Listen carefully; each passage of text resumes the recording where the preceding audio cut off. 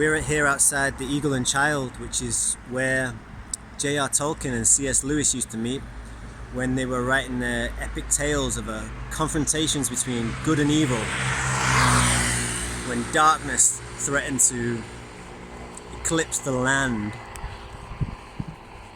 Yeah, well, good job that was a fantasy. Back in modern times, or real times, I've been encountering people and sharing my opinions with them here and there. And one of these occasions was I went for a walk during lockdown, and we ended up sitting on the grass, and it left just a smaller space than usual on the grass for someone to pass, but still wide enough to get through easily. And a couple of people stopped and made funny remarks or unhappy remarks about how we were creating an obstacle course for them. One of these guys was a young lad, and I told him he should be a little bit more skeptical of his government, and he told me I was a moron. As though I didn't know. But I just thought it was interesting how quickly people would resort to that kind of... I mean, it happens sometimes anyway, just in normal life, people will call you a moron. But you're always a moron in this instance, it's always that word. But a policeman did it as well. When I spoke to him, he told me I was a moron because I didn't agree with the lockdown measures. But this lad had the idea of some kind of superiority, or he'd been given the authority to speak to me that way. That's what I'm driving at here.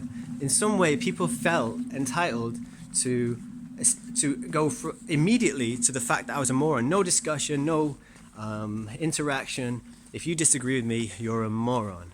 And I was quite interested as to where they got that confidence and that self-possession from, because one of the things this guy said to me, he said, so you know better, do you? So, you know, who are you? Do you know better? But the question could equally be applied to him. Where was he getting his authority from? So if we trace it back, we go back to the television, we go back to the government, and eventually we arrive at the Imperial College lockdown paper, which hasn't been reviewed, and it's just an internal government report, and even its author didn't abide by it. He was out meeting his married lover, or he was in meeting his married lover, even though he was trying to tell us that 500,000 people in this country were at risk of dying from it. So that says a lot to me. But we know from some of the things I've spoken about before, like the Milgram experiment, where people are quite happy to give fatal electric shocks if someone in a position of authority tells them to, or the Ash conformity experiment, where people who know the right answer will give the wrong answer if everybody else does so. We know from the Stanford prison experiment that not only will... they had to abandon that experiment because they gave people roles of like prison wardens and prisoners. Not only will the people playing the prison warden like become corrupted by their power, but also it divides the prisoners because they see there's a hierarchy and they start to play sides off and prisoners off against each other. And there are parallels here in the lockdown experience that I don't think we have to look very hard to find.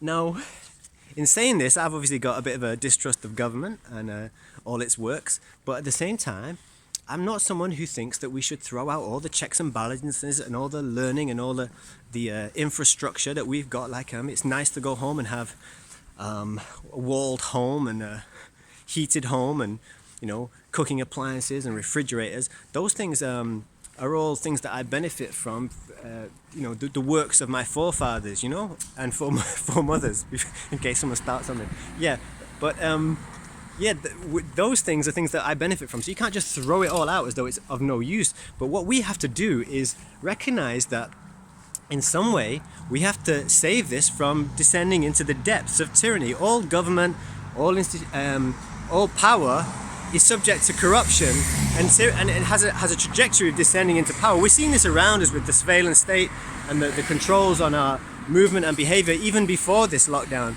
So we have to be careful to preserve all the best things that we've got, all the things that help us, all the things that do keep us safe, that do keep the monsters beyond the city wall, and to rescue all that from descending in the belly of the monstrous whale, of the Leviathan, into the depths.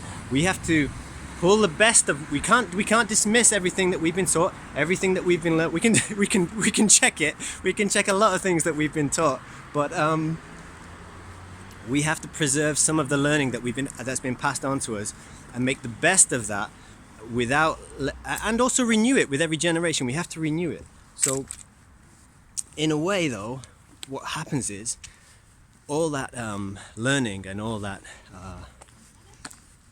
history and all that power becomes something of a monolith against which you feel powerless. So you can't really interact with that in any meaningful way, and you feel very much like you're in the role of David against Goliath.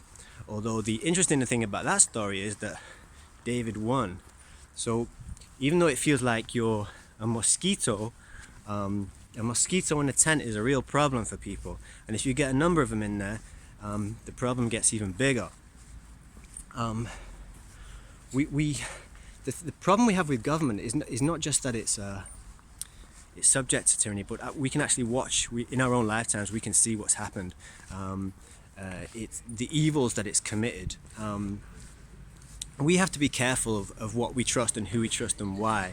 And if we look at the things the evils perpetrated by government for anything, well, it depends how far back you want to go back. If you want to go back to the bombing of Dresden, or the Rhineland camps, or Vietnam, or the lies of the Bay of Tonkin incident, or the lies told to start the first Gulf War with the babies in incubators, or the lies told to start the second Gulf War, destruction of nations, the displacement of millions, all these things. Now, one of the things that I find, those things are very hard to get your head around because there's millions of people and historic and so forth. But one of the things that really affects me in those stories is like the one from Iraq, where it's not a story, it's a reality. They dropped depleted uranium and munitions all over Iraq, and then in some places like Fallujah, the effect of that depleted uranium was such that a generation of women was warned never to have children, because, well, you can look them up, there's pictures, they're horrible, don't look them up, because the children would come out deformed. And the people who carried out these acts are the people who lead us. When you see those children, they call to mind to me image, like they're so deformed, they call to mind the idea of octopuses or squid. It's so affecting and disgusting that it's hard to believe how any of us could then unquestioningly trust the governments that do these acts. That's beyond me. They could be beyond question. Now, when you do question them, people tend to look at you and call you a conspiracy theorist, which is an annoying and an irritating term, and the history of the term goes back to the CIA telling you weren't supposed to question the Warren report, which was in the investigation into the death of JFK with the magic bullet. Now, the conspiracy theory term is merely just a way of saying that we don't think our government could lie to us. But you ask anybody who uses it whether they think that governments have killed millions of people in the past, or whether they've killed, or whether they've lied to people in the past, and they'd all be like, they'd all accept that was, a given, that was true. But the weird thing is that it's some kind of hubris or arrogance that they don't think that their government could lie to them in their time. So governments could lie in other times, in other places, but not to them, because in some way they're so important or self-possessed that they think that the government or powerful people would run any conspiracy or any corruption past them for their approval before they enacted it, which is laughable in how farcical it is. So we have to think very carefully there, as we look at draconian and restrictive policies of lockdown being rolled out. The question that we have to call to mind is, when we see the horrors that our governments have carried out all over the world in our own lifetimes, we have to ask, why would we think that our lives or our countries would be more important to them than those that they've taken or destroyed overseas? Like, how are we any more important to our governments than people of Iraq or Afghanistan or Syria or Libya or Egypt. But all the same, I wouldn't throw away all this stuff. That's the Sheldonian Theatre over there, and that's the Museum of Science. And this behind me here is the Western Library. We have to save our culture and our time and our countries from the belly of the whale.